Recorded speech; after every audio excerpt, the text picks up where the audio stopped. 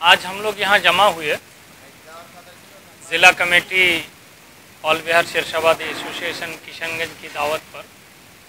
और हम लोगों ने इस मीटिंग को कामयाबी के साथ हमकिनार करने की कोशिश की और तमाम मुद्दों पर गुफ्तगू हुई और एकजुटता का सबूत देते हुए लोगों ने जो फैसले लिए हैं वो फैसले बड़े अहम हैं। और ख़ासकर 2025 का इलेक्शन सामने आ रहा है, इस सियासी मंजरनामे में हमारा नाम किस तरह से दर्ज हो जाए,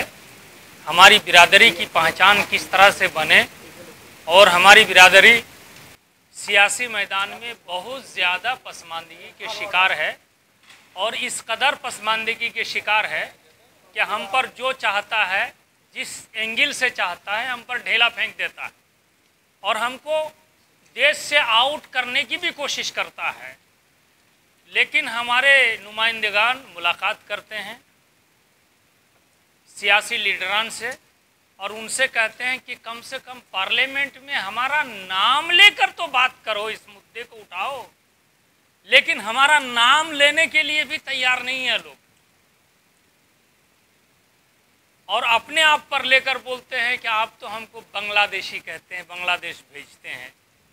ये बात वायरल हुई, पार्लियामेंट से ये बात आई, लेकिन हमारा नाम लेकर ये नहीं कहा गया कि उनको बांग्लादेश भेजने की आप बार बार कोशिश करते हैं। तो लिहाजा हम पर जो इल्ज़ामात आ रहे हैं, लगता है कि सियासी महाज पर हम लोग बहुत कमज़ोर पड़ रहे हैं और आइंदा नवंबर के आखिर में या दिसंबर के पहले हफ्ते में जो ज़िला कमेटी की तरफ से एक महासम्मेलन करने का जो प्रोग्राम लिया गया है, इसमें हम हर घर, शेरशाबादी के हर घर से